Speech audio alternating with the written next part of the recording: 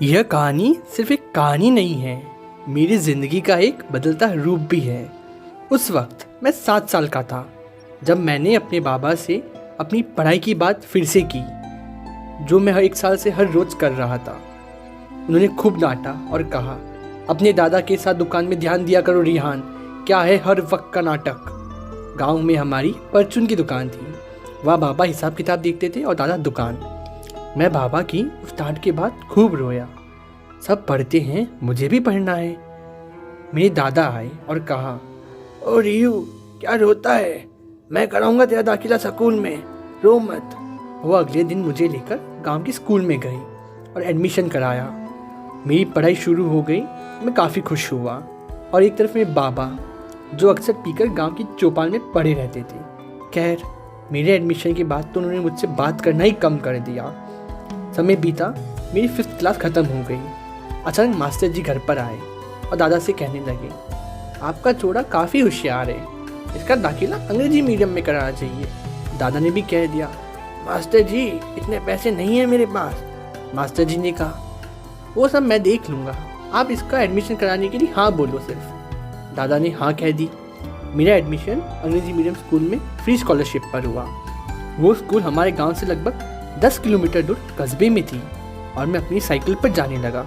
बड़ा स्कूल और काफ़ी अमीर बच्चे पढ़ते थे। वो लोग मुझे चिढ़ाते थे, ए ले ले ले ले गाँव का गवार, इंग्लिश तो पढ़नी आती नहीं और यहाँ चला आया। मैंने भी सोचा फिर मैं गलत तो नहीं आ गया। फिर मुझे वहाँ एक दोस्त मिला, सितम, उन सारे बच्चों में सबसे अलग। उसने मुझे इंग्लिश पढ़ना सिखाया, बोलना और लिखना भी सिखाया। पर 1 साल बाद वो चला गया। उसके बाबा का ट्रांसफ़र जो हो गया। समय बीतता गया। 10 बोर्ड्स एग्ज़ाम का रिज़ल्ट आने वाला था। उस रिज़ल्ट में मैंने इंग्लिश सब्जेक्ट में टॉप किया और स्टेट में 3rd आया था। पूरे गांव में दादा दादी ने पेड़े बांटे, पर बाबा फिर भी खुश नहीं हुए थे। इसी वजह से मुझे सरकार की स्कॉलरशिप भी मिली, मुंबई के बड़े कॉलेज में पढ़ने की। पर वहीं बाबा नहीं माने। मैंने खूब कोशिश की तो उन्हें कह दिया, या तो इस घर में रहोगे रिहान या कॉलेज में जाओगे, और चले गए वहाँ से। हमारे वहाँ 10th के बाद कॉलेज शुरू हो जाता था। मैंने खूब सोचा और कॉलेज जाने का डिसीजन ले लिया। बाबा ने फिर बोला, अब ये घर तुम्हारा नहीं है रिहान, ध्यान रखना। दादा दादी खूब रोने लगे थे। खैर, मुझे अपनी पढ़ाई पूरी करनी थी तो मैंने घर छोड़ दिया दादा के कुछ पैसों के साथ और मैं मुंबई आ गया। मुंबई कॉलेज में पढ़ना फ्री तो था, लेकिन रहने को नहीं। मैंने प्रिंसिपल सर से बात की तो उन्होंने मुझे पियोन वाले कमरे में कोना दिला दिया। मैं वहीं रहने लगा और खाना मेस में खा लेता था, वो भी मेरे लिए फ्री था। 6 महीने बाद कॉलेज की छुट्टियाँ हुई और सब हॉस्टल बंद हो गए। पर मैं कहाँ जाता।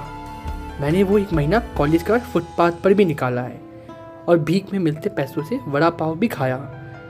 समय बीतता गया और आया कॉलेज प्लेसमेंट, मेरा तकदीर बदलने का दिन। मुझे उसमें 12 लाख सालाना की नौकरी मिली।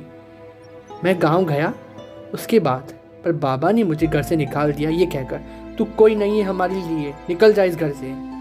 दादा दादी बेबस कुछ नहीं कर पाए। फिर मैं मुंबई लौटा, काम पर ध्यान देने लगा और मेरा काम कंपनी को इतना पसंद आने लगा कि मेरा प्रमोशन हो गया। एक फ्लैट, एक गाड़ी भी मिल गई। पर क्या उस फ्लैट और उस गाड़ी का क्या, रहने वाला कोई नहीं, बैठने वाला कोई नहीं। मार्च में होली आई। मैं गांव आया अपनी गाड़ी में ही, पूरा गांव देखने लगा। मैंने पहले ही देख लिया था, बाबा फिर चौपाल में पड़े हैं पीकर।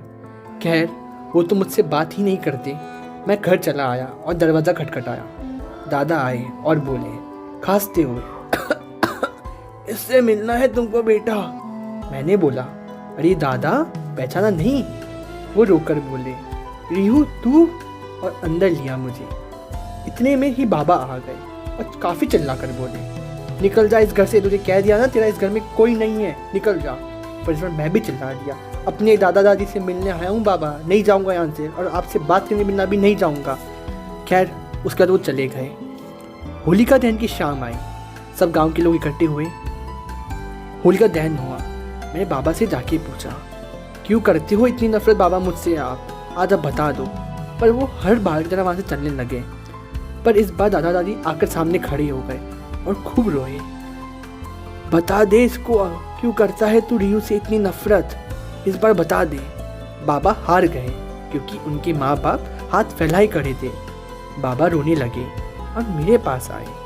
कहा, मुझे माफ़ करना तू।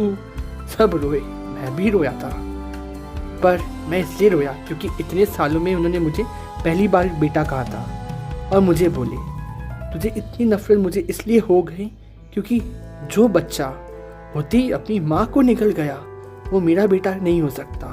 और ज़ोर ज़ोर से रोने लगे और पैरों में घिर गए। मैंने कहा, बाबा नहीं, बाबा नहीं, उठो। और उन्होंने मुझे गले लगाया। उस दिन के बाद मुझे अपने बाबा मिल गए। मैं काफ़ी खुश हुआ। दादा दादी खुश हुए, मानो मुझे अपनी दुनिया मिल गई हो। फिर हम सब मुंबई शिफ्ट हो गए मेरे फ्लैट में। दादा दादी और बाबा मेरे साथ रहने लगे। मैंने उनको मुंबई दर्शन कराया, सिद्धिविनायक लेके गया, बीच घुमाया और इस तरह हम साथ रहने लगे। Rihan, boy from nothing to everything, जिस लड़के के पास कुछ नहीं था उसके बाबा होकर भी नहीं थे, और आज उस लड़के के पास पैसा भी है तो बाबा भी है। मैं कभी कभी सोचता हूँ, अगर मैं उस वक्त स्कूल जाने की ज़िद नहीं करता, मास्टर जी घर पर नहीं आते, मेरा अंग्रेजी मीडियम में एडमिशन नहीं होता, मैं 10th बोर्ड कक्षा में पास नहीं होता टॉप करके, और मुंबई नहीं आता पढ़ने, मेरा प्लेसमेंट नहीं होता, तो क्या मैं फिर से बाबा के सामने बोल पाता? और क्या मुझे अपने बाबा मिल पाते? मुझे नहीं पता यह होता या नहीं होता। खैर, यह है मेरी कहानी।